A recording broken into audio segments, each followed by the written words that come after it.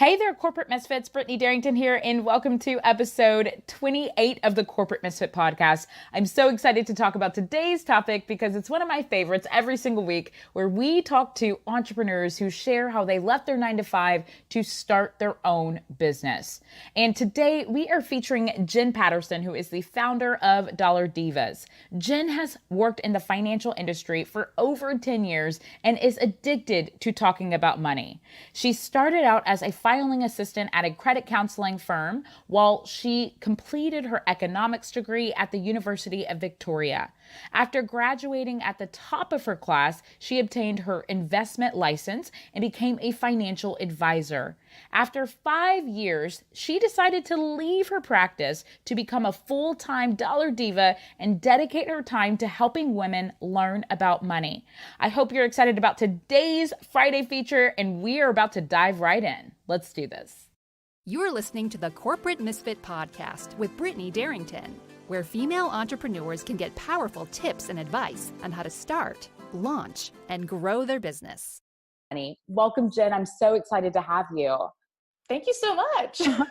Wow, money. That is something that so many of us new entrepreneurs, especially female entrepreneurs, we get really frightened about. We're like, money? We have to talk about money in our business, money on how we're managing everything. Can you tell me about your love for money and how you kind of came about this? So my love for money kind of runs deep. I was raised by an accountant, and money was always just part of life at home. You know, every single human being has to deal with it in some way, shape, or form. Mm-hmm. So it's almost as if it's this weird taboo, yet somehow we all have to handle it. And yet where I grew up, it was just everyday life. You know, money was talked about at the kitchen table. Wow. You know, like it wasn't anything sort of secret, or, you know, my parents were very open about their financial decisions. My father ran his own business. And so like that was just kind of life for me. And I've always had a head for numbers. Mm-hmm. And when I was in school, I loved math. I loved that, you know, calculus and all of those things. And so when it came time for me to choose a major, economics was just like the most perfect fit. Yes. And it was kind of like it chose me in a way. Like it was just like I sat down in my first class and listened to my crazy professor ranting on about supply and demand, and I just, you know, you fell in love. Yeah, I fell in love. My eyes bugged out of my head, and my girlfriend was sitting next to me going, "Are you getting this?" I was like, "Shh, I'm listening." I love that because, you know, so many people are actually opposite about money. And it's like one of those things where money was either not talked about when you were raised and brought up, or people are afraid to talk about money because they have an icky feeling towards it. And so the fact that you were just raised about understanding money, talking about money, and being open about money, I mean, that's like several steps ahead for so many new business owners. Yeah. I mean, you have to deal with it. You have to. It's like the giant tree in the room. You have to deal with it. I know. And so many people have money blocks sometimes because they're afraid that if I become successful, what if I don't know how to handle my money? Or what if I don't know how to do this?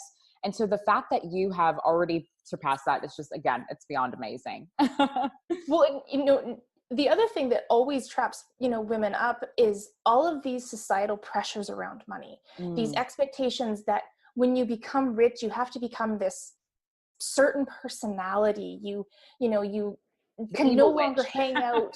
Yeah, you can no longer hang out with these types of people. You have to, you know, drive the nice cars, and it's so silly. You know, people are not going to judge you because you make a lot of money. And that's a big hang up for a lot of people, particularly women. Absolutely. They feel like if they make a ton of money, they're going to be judged.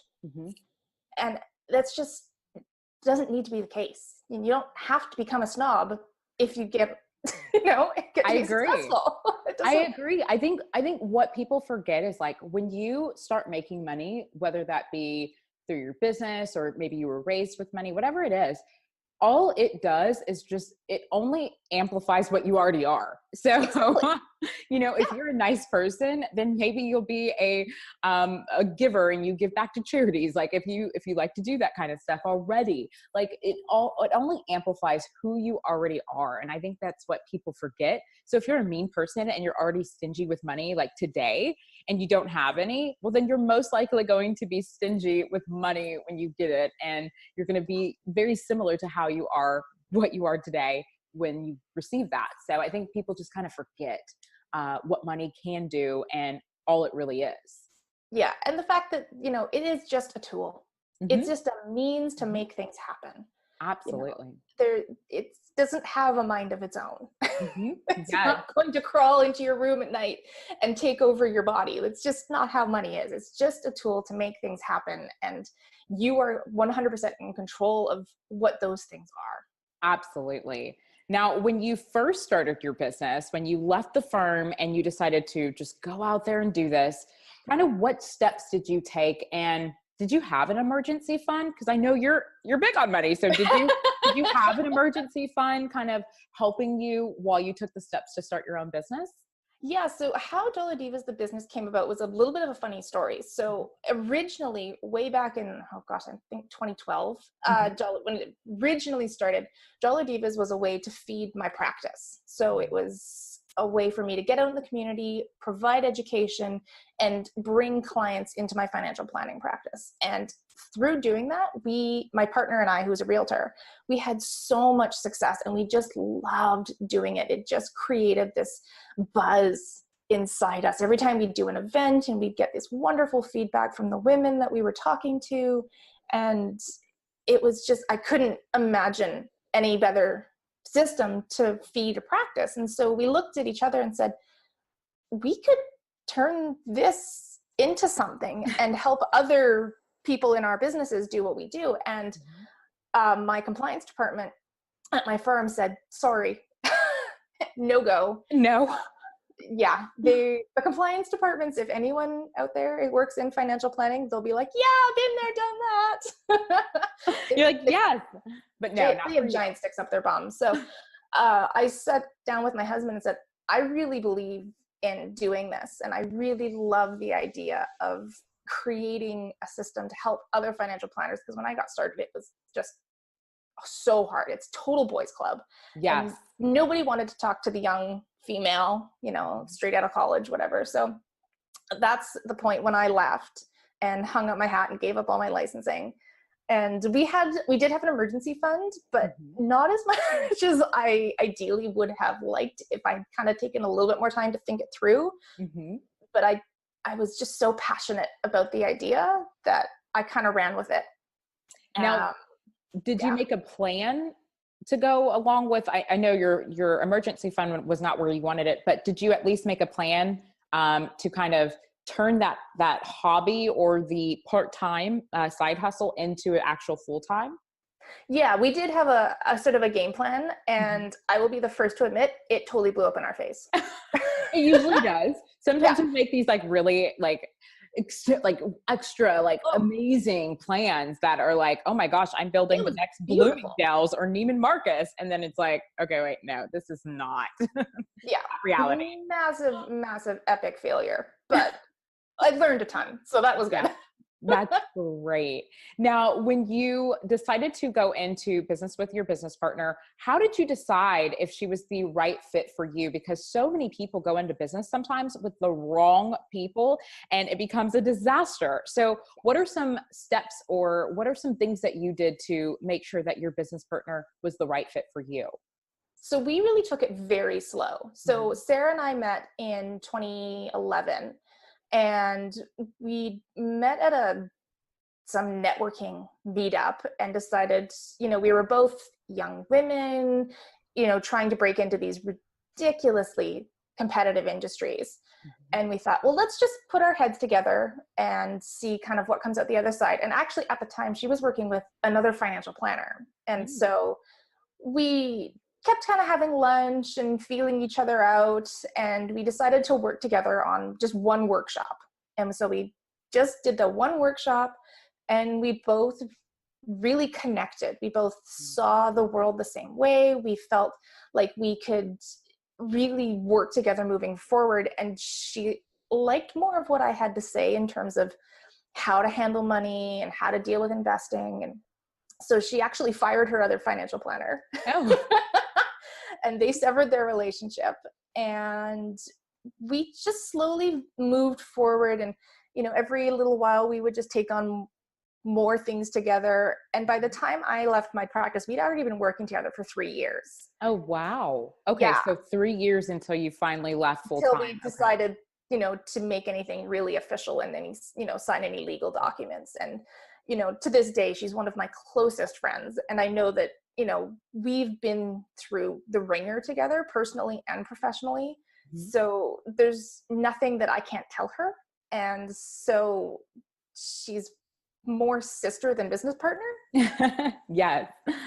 Now, how do you manage that though? How do you it's letting that relationship develop. Absolutely. How do you manage the friendship and the business side of things? Like, you know, there's sometimes where you might have a business disagreement or totally. or whatnot. So how do you manage being a friend, but then also being a business partner? A lot of communication, so much communication, and just knowing that above all, she is my friend, and that's never going to change. And so like we've of course had business disagreements like that goes without saying. You can't, it's like a marriage. I know people forget business is a marriage. I don't care who you're in business with, your employees, like whatever, it's a marriage. It's a marriage.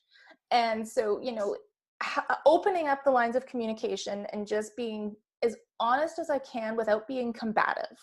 So, you know, it's the same way I communicate with my husband. It's about speaking about what I feel and the way I see things and the way that I'm reading, you know, the impressions I'm getting from her, rather than, well, you said this and you did that, and, you know, trying to keep that out of the conversation and just saying, okay, here's what I see from my perspective. Here's where I'd like to go. And this is what I'd like to do. And here's the reasons why. And, you know, every once in a while, sometimes it comes down to us sitting down with a bottle of wine and we need to cry it out. Seeing what works. I'm so sorry for being a cow. I love that. A bottle of wine always fixes everything. For people who know me. Now, you spent 3 years really building your business up. And then when you left your firm, you went full in. So what are some challenges that you might not have faced when you were doing it more on the part-time or still full-time, but while working your other job? What are some things that you might have faced when you went full-time into the Dollar Divas? So the huge challenge that we faced when I left my job to pursue Dollar Divas full-time was figuring out that in the franchise model, which by the way, we've totally abandoned, we needed to find versions of ourselves. And that was exceptionally hard to find. And we didn't really know how to go about that. And, you know, we were looking for people in a much bigger geographical region than we normally were used to working with. You know, when you're working in real estate and financial planning, it's a pretty small geographic area you're dealing with. You can go to networking events and you can get to know people on a more personal level. Whereas when you're dealing in the online space, it's a whole new ballgame. Oh yeah, I definitely know. I mean, trying to just identify where do you find people is, gosh, it's something that so many of us are not taught, you know, it's not something that we learn. Yeah. And I was beyond intimidated by the whole thing. And, you know, I'm not a tech savvy person. So, you know, that was a huge challenge. And then the other challenge was figuring out where do we spend the money? Where do we get frugal? Because there are always places that you need to spend in those early days, but it's not always what you think it is. And so those were very challenging decisions to make. And I can tell you 100% honestly, most of them we got wrong. Yeah. And that's part of business. You make mistakes, you take the risk, you make the challenge, you try out different things and you see what works. And I don't believe in like, just go out there and see what sticks. But I do think like, okay, you have to be willing and be okay with having some things just not work out. And picking yourself back up and trying it again until you can figure out how to make it work, and not keep running into the same mistakes or the same setbacks that you're facing in the beginning. Yeah. Well, it's that whole definition of insanity thing, trying to do the same thing over and over again and expecting a different result. Absolutely. You gotta try it once, but if it doesn't work, you gotta pivot and move on. Exactly. So when you decided to start your business full on, did you know exactly what you wanted to do within the online world, or did you have several ideas and you were trying to figure out how to actually narrow it down and focus on that one thing? So like every other entrepreneur on planet Earth, I had a million ideas. Mm-hmm. And so did my partner. And so trying to narrow that down and find that specific niche was ridiculously hard, because we were a little bit like kids in a candy store. Oh, shiny. Ooh, this looks fun. Let's try that. Let's really implement this. Let's do that. Yeah, little of this, little of that. And, so trying to pick one thing and really focus on it was very challenging in the beginning. Mm-hmm. As time has progressed, I don't know if it's a skill that I've developed or just one of those things that happens over time. It's gotten a lot easier to pick a thing and stick with it. Absolutely. I know it's so difficult, especially in the beginning, because we're like, okay, I'm going to implement my charity, my clothing line, and I'm going to implement this at the same time. And it's like, what are you talking about? Then there's going to be swag and I'm going to have live events. I'm going to be doing all of this. What I think people forget too is that when you see new companies, or not even necessarily new companies, established companies implement things, and sometimes they're implementing a ton of things at once, people forget that there's a team behind the scenes actually helping to make it happen. And so like, I listen to people who are like, I'm going to implement this, and that, and that. And I'm like, that's awesome. That's great. And I think to myself, I'm like, how are you going to manage that? And they're like, well, I'm going to sleep when? I know. When are you going to sleep? But yeah, we have to start remembering, like, sometimes we have, like, for example, you have a business partner that you can, split your task with, or, I have a team of people that I can hand off responsibilities to. And so it can help make the whole entrepreneurial stage a lot easier when you have people, because it's not so all on you, Yes. And you know what, on that, like, it's something that I find particularly women, and even more particularly moms, tend to beat themselves up over, is that superhero syndrome, where they feel like they should be doing everything, they should be everywhere.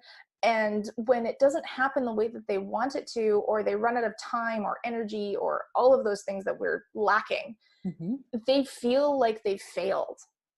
When in reality, even the solopreneur has people who are backing them up. Absolutely. In some way, shape, or form, whether it's housekeepers, accountants, bookkeepers, social media strategists. You got to have your team even before you have your team. Do you know what I mean? Absolutely. I think that's really good that you said that, Jen, because you can build a success team as a solo entrepreneur versus having to, I guess sometimes people forget what a team is. A team could be your spouse, where they're your support system, or like you mentioned, like a team could be someone who might be really great at marketing and they can give you advice, or you can bounce ideas off of them. Having those individuals on your team, regardless of if they are fully working in your company or if you're paying them on contract or whatever it may be, like, you need those people so you can truly get to where it is you want to go and expand yourself. Oh, totally. And there's, in those beginning stages, getting really creative with how that team is created around you is absolutely so critical. Like, for example, right now, my parents are watching my daughter, because there's no way I could do this with a toddler running around my ankles. As much as I would love to try. Superwoman? No, as wonderful as a kid she is, she would definitely be in the way, Yeah. And there's, I have a fabulous mastermind group that I meet with. I have two of them actually that I meet with once a week, one online, one in person, and they're an amazing support system. And none of these things are costing me salaries. Like, I don't have to pay my mastermind groups to show up. We support each other, but I would not be where I am without those wonderful women who support me. So, when you say, those teams, I know a lot of people get intimidated thinking, well, I can't afford to hire an assistant. I can't afford to hire people. it's not necessarily about that. It's finding your tribe that's going to have your back when you have a really horrible day, because guess what? That day's coming. Absolutely. You'll have it all the time in entrepreneurship. It's like up and down, up and down. Yeah. Now, did you have I know you have a support system now, but when you decided to go full time, did you have that support, or did you have people saying like, what the heck are you doing, Jen? So a little both. I have an incredibly supportive husband and incredibly supportive parents. So that helps from the get-go, just beyond fabulous. Mm-hmm. They just always have my back, regardless of what insane idea I'm coming up with. I have a lot of them. And so that from day one has been wonderful. And I know that there was a couple of my friends, they tried to be supportive, but they kind of looked at me sideways like, what are you doing? Well, and then sometimes people don't know how to necessarily be supportive. They're like, I don't know how to support you as an entrepreneur because I've never done that before. And so it's one of those things where they want to give us the best advice sometimes, or sometimes they put their fears on us of like, I've never started a company and I've always wanted to, so I'm going to put all my fears on you and maybe make you think twice about starting a business like I have. So it's just one of those things where you can kind of get a mix of different opinions, different feedback, different support. And you get some very strange comments. I think my favorites have always been, what do you do again? Mm-hmm. Yeah. What do you do? How do you make money? And you're like, okay, this is an awkward conversation. I wouldn't normally say this, but here. Yeah, so I can give you our full spiel if you want. Now, how do you manage being a mom and also running a business? I know you mentioned your parents, but what are some other things that you do to help you manage it all while trying to get everything up and going and growing and scaling your business? Routine. That is the one and only thing that saves me time and time again. So my husband travels a lot for work. He runs a tech company and he's all over the globe talking to investors and things. And I will literally sometimes sit down on Sunday night and he says to me, I am getting on a plane tomorrow morning. And, oh, okay, that's nice, honey. Where are you going this time?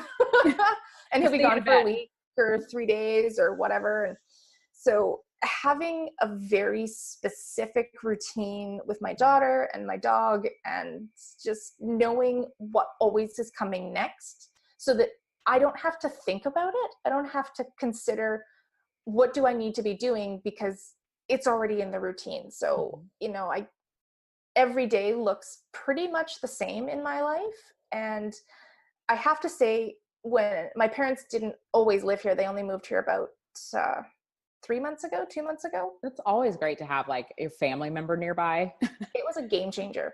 Yeah. It really was, because up until that point, I only had the time that my daughter was sleeping to really get any work done, which was dwindling because she's aging and they learn to stay up until like God knows when. And you have to like, come on, why am I having to pat you on your back to go to bed now? This is not normal. Thinking there, okay, I have work to do, kiddo, time to sleep. Yeah. So having them here to be able to support me, and when, I can say, I can actually book meetings, and it's a quick phone call saying, hey mom, can you come watch Freya for me while I go have this meeting? And that's been a huge game changer for me. But at the end of the day, it's just about having that really set in stone routine that you can rely on, and your kid knows that they can rely on. Kids love structure, and absolutely. So she really handles it well when she knows what's coming next, and then she doesn't fight me when it's time for bedtime and things like that, because it doesn't change. Yeah, it's a routine. It makes it easy. It is what it is. Now, what about, since you're into money, this is actually perfect. How do you manage money in your business? Do you have for example, do you have like a certain day or a certain time frame of when you sit down and just look at your business numbers within your business for money? Yes. I've been managing money in businesses for, oh gosh, since my husband and I got together like 15 years ago, because he was an entrepreneur when we first got together. And so, and bless his heart, he's hopeless at managing these things. A lot of people are. And, Yeah. that's why I asked this, because so many people go into business and they're not good with money. And that is like one of the number one reasons why so many businesses go out of business, is because they don't know how to manage money. Yes. So it is the oldest entrepreneurial tale known to man. There is somebody who is so brilliant at what they do. They have their genius. Yeah. And they go out and they do it, and they haven't a clue how to manage the financial side. And while their business should be thriving because they truly are a genius at what they do, their business is just floundering and is, one bad day away from going under. And so many entrepreneurs are in that boat.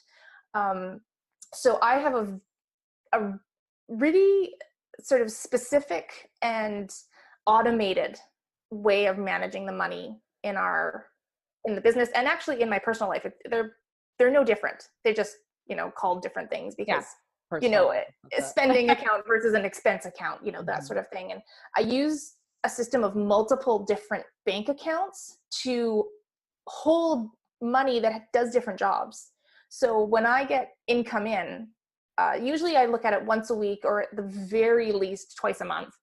And it all goes into one central pot. And then I take the central pot of money and divide it up based on percentages. So a certain percentage goes to taxes, a certain percentage goes to operating expenses, a certain percentage goes to my paycheck. That's how I operate. I love this. A lot of people don't take a paycheck.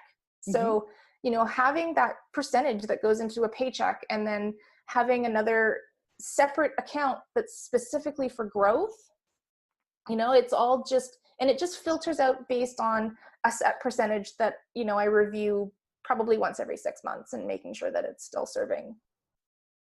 I love this because this is something I implemented.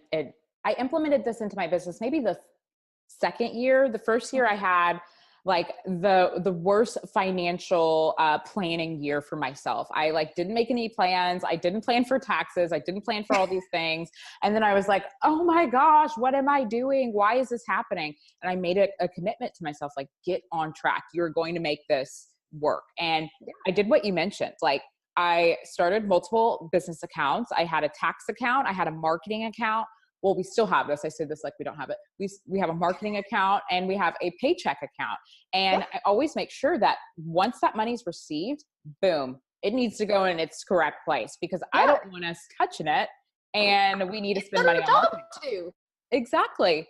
And that goes back to what you mentioned earlier, Jen. You said, if you take control over your money, then you don't have to fear it, because you have control over it. Yeah.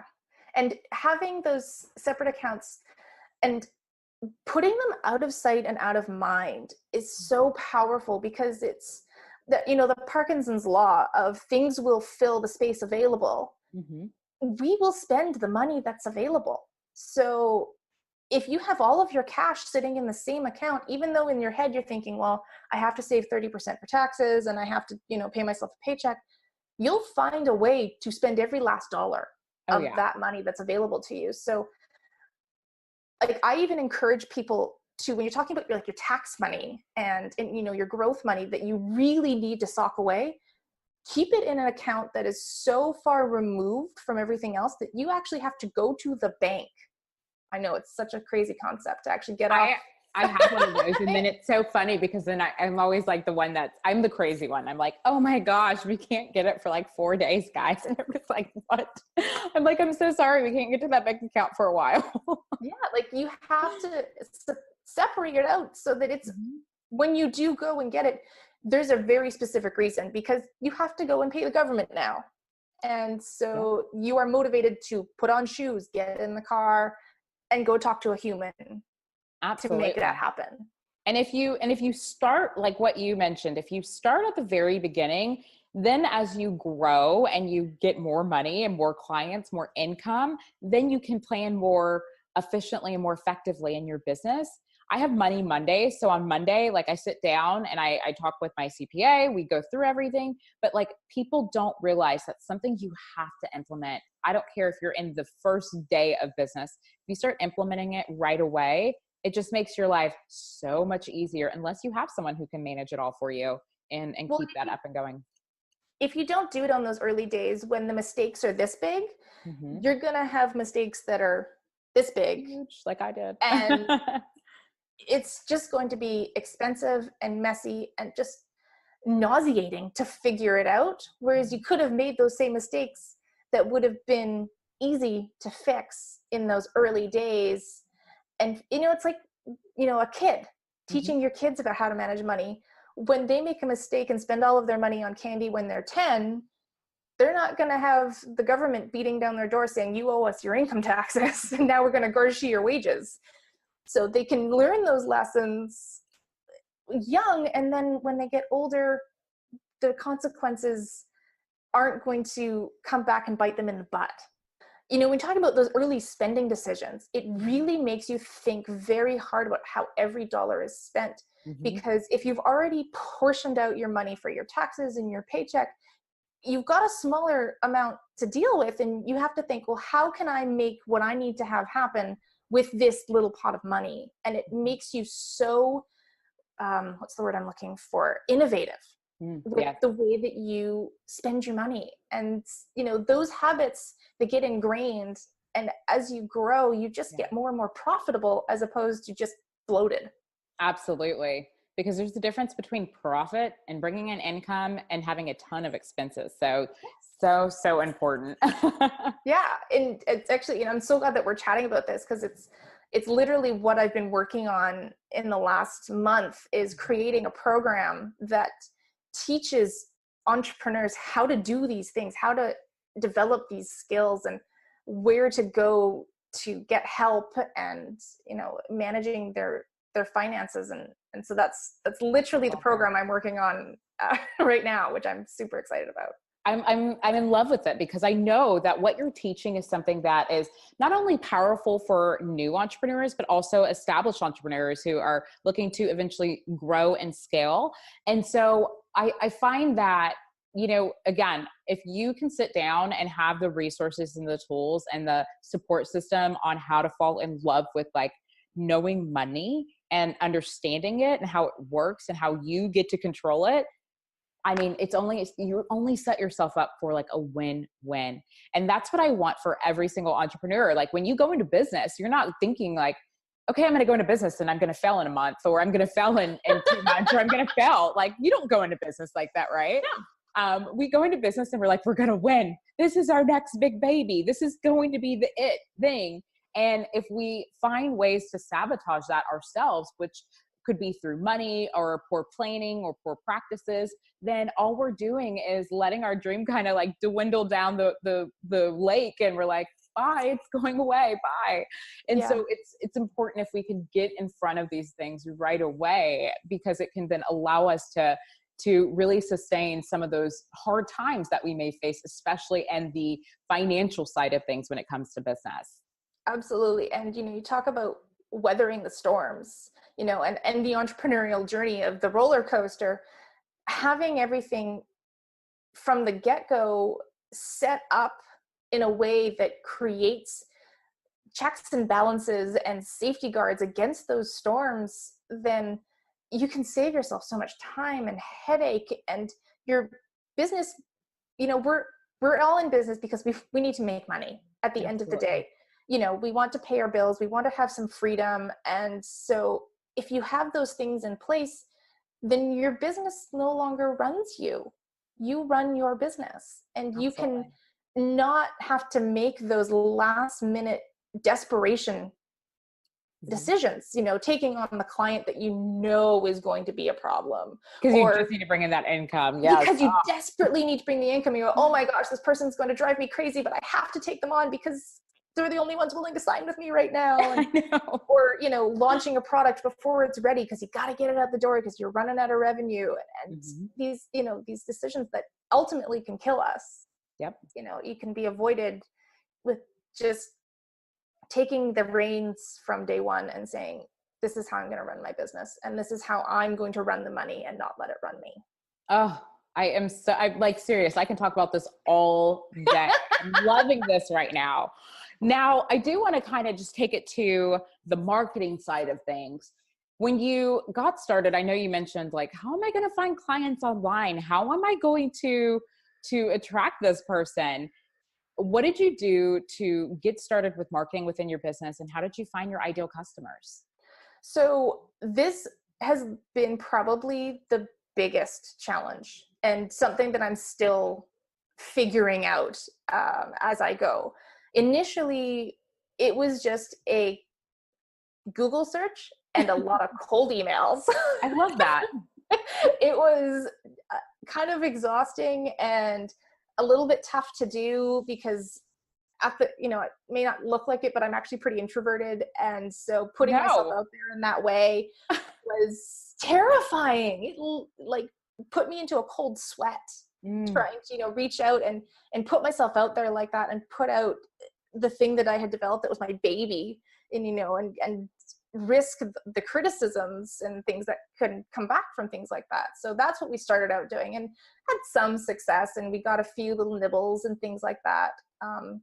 And then more recently, I have discovered the wonder that is Facebook groups. Oh my goodness. This is our number one. This is so funny because we're interviewing 52 women. Sorry to cut you off on this. No, that's okay. Women, and every woman so far, I've already interviewed like 15 people, Facebook groups. Yes. Especially when you're dealing with the female market, because I always laugh because when my husband comes home from work, I'll ask him things like, oh, how was your day? The usual stuff. And he'll tell me about, he met with this person or that person. And oh, okay, well, do they have a family? And he just shrugs and goes, I don't know. And to me, that is just so foreign because every time I meet somebody new, the first things out of my mouth are, tell me about yourself. Do you have kids? How did you end up where you are? But I found in my experience that women really like to do business with people they know and that they really can connect with on a personal level before they can sign on the dotted line professionally. Absolutely. I agree. So I work with women. I get that. Absolutely. So when you're talking about something like Facebook groups where you can really get to know people in a surprisingly authentic way. Like I remember when I first started kind of poking around them, I was like, is this for real? People don't even realize it. Cause like I've generated a ton of leads from Facebook groups. I've made friends through Facebook groups. I've been able to collaborate with what we're doing through Facebook groups. There's just so many amazing opportunities. However, if you use it right, there's some people who don't use it right though. They go in and they just, I don't know what they're putting. They just spam the living bejesus out of everybody. And, and you can, everyone knows that guy or that person. They're just like, you scroll right on past it and go delete from feed. Eliminate. I don't want to see your stuff. Yeah, that's too much. So absolutely. You definitely need to do it in a way that you need to bring yourself to the table. You can't just throw your business out and expect it to stick. Absolutely. People think build it and they will come. So far from the truth. No. It is one of those things you have to get out there and go and make it happen for yourself. Now, I know you mentioned that you are not really a fan of like going and talking about business or trying to sell per se. What are some things that you had to do to get comfortable with reaching out and connecting with people through Facebook groups and putting your business out there? It's been a lot of, I would say, kind of fake it till you make it. For me, it has definitely been that. And in those early days, I was having those first few successes where you connect with somebody and you just connect and you just talk about their business, you talk about your business, and you just get each other. That has been very powerful for me to kind of get over that salesy, hiccup that really held me back in a lot of ways. And I think the other thing that really made a big difference was shifting from the financial planner role where I was in a place where there were managers standing over me saying, you got to make your quotas, you got to make your sales. And there was always this little voice inside my head that said, but what if this client doesn't need this? What if this is not the right move for this person, but I need to make my quota. And so there was always that internal battle between the ethical side of me and the part of me that needed to do my job and needed to get paid. And so coming away from that and now being in a place where I am so passionate about what I'm teaching and the things that I'm offering, that I'm totally cool to talk about it for hours. Wow. And, having those people that, so they just get it, and remembering how that felt when I get those moments of, oh, what am I doing? Oh, this is scary. I love that you said that, Jen, because a lot of people, are coming from sales and marketing backgrounds before they start their business. And sometimes it's a quota system that they were in prior to. And then they automatically assume, or they set really crazy quotas for themselves when they go into business. But what you mentioned, which I absolutely loved, is that you get to pick and choose who you get to work with. And you also get to create that authentic relationship. And if you feel like it's not a need for them, you're okay with it, but you're really excited and willing to share what you have to offer because it can help someone. And so I love that you just kind of took that time to be able to see that instead of, I have to hit this quota for myself. This is it. Like some people do. Yeah. And I think the other really powerful thing about doing business online is there is always more people. Absolutely. There's always more people that you can reach out to. So like in the last couple of weeks, I've been doing a ton of, outreach and bringing in, leads for this new program that I'm developing. And, I'll send out a message. And if they say, no, it's not a good fit. Okay, great. Good luck. Moving on. Yeah, there's thousands of people. And well, first of all, not thousands, let's be correct. There's millions of people on Facebook, millions of people on Facebook. And if one Facebook group doesn't work for you and you're noticing that one, you're not benefiting from it or collaborating or even gaining any new clients from it, then maybe that's not the right Facebook group, but you can jump into the next one. It's like, you get to pick and choose. It's like going to the mall. It does it for you. They give you this nice little list on the side of your page that says, here, these might interest you. Absolutely. I always find that I'm always in the same groups as others. And I'm like, we have a lot in common. I'm like, we should collaborate. Exactly. Now, what are some things that you absolutely love about being your own boss and running your own company? I love, it's funny. I talked about my set in stone routine, and yet I love the freedom. I love the fact that I can change things on the fly. I can take my daughter to gymnastics class and swim class and still be a working mom and not have to worry about punching the clock at 9 a.m. Monday morning. I love the fact that when my husband calls and says, hey, I've got a business trip down in Seattle. We live in Victoria, BC. Do you want to jump on the Clipper and come join me? I can pack up my laptop and go. Let's go. And I can still work where I am, but as long as there's a Wi-Fi connection, I'm good to go. Mm-hmm. And those freedoms are so fabulous. And I can support him in his career, and I can be there for my daughter, and I can raise my ridiculously insane dog and have an incredibly full life. Of course it's stressful. I was up till 11:30 last night working, but that's the trade-off. I thought you were going to say trick-or-treating. I was like, no. No, my 2-year-old was long in bed by that point. And I was typing emails, but that's just the trade-off that I have for having that wonderful freedom to take her out trick-or-treating at 3:30 in the afternoon. See, I love that because that's one of the whole reasons why so many of us do go into business for ourselves. Maybe we have lack of time. Maybe we want to spend more time with our family and friends, people that we don't get to see often. It's one of those things where when you go into business, I always tell people to remember why you started. If freedom was your thing, remember that. So then when you do have those days where you're like, okay, I'm going to just work 50 hours a week, or I'm going to work 100 hours a week, which I hear people say they do. I'm like, good for you. You're on your own. But you can remind yourself of why you started so that you can hold on to it and really stay true to that whole reason of why you decided to go into business for yourself. So absolutely. I love that you're able to do that and spend that time with your friends and your family and being able to have those moments, because so many of us kind of take that for granted. And when we go straight into business, we think I have to work 20 times harder than I did at my old job, which you do sometimes in the beginning. But over time, we have to find ways and systems to eliminate sometimes that work yourself into the ground kind of mentality. Now, Jen, how can we stay connected with you? And can you tell us about your upcoming program that you have coming out?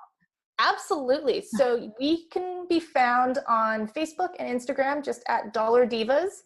Just look it up, and that's where we kind of hang out. And we also have a Facebook group, which is called Dollar Divas. And our website is www.dollardivas.org. And our new program, which I'm super pumped about, it's called the Mompreneur Mastermind. That's a mouthful.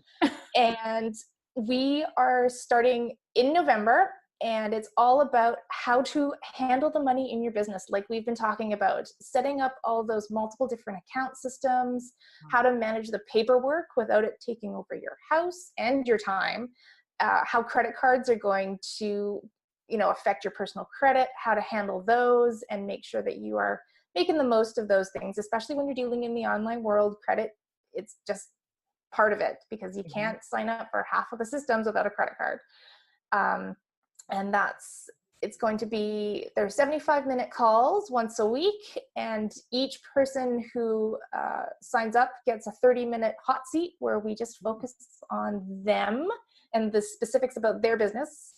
And so if they have any information about, or want any information about that program, you can reach out to me through Facebook or Instagram or through our website. And I'll also leave a link to underneath the show notes so that they can have a direct link to where you are as well. Absolutely. Yeah. Well, Jen, thank you so much for taking the time to meet with me today. I loved our conversation. Again, I feel like I can talk to you for hours about this. And I am just so happy that you had the opportunity to share with our audience. Absolutely. I had so much fun. This was great. Thank you so much for having me. Thank you again. If you've enjoyed today's episode of the Corporate Misfit podcast, we invite you to check out the Corporate Misfit Club. The Corporate Misfit Club is the essential resource for female entrepreneurs who are looking to start or grow a business they actually love. Whether you are a seasoned entrepreneur in your startup phase or simply thinking about taking the leap into entrepreneurship, we've got your back, girl. With our extensive course library, monthly training, exclusive members-only discount perks, and unlimited tools. We also have a supportive community of women where our members share stories, experiences, their wins, and business tips. The Corporate Misfit Club is the perfect place to be to start, launch, or grow a business. So check it out at corporatemisfitclub.com.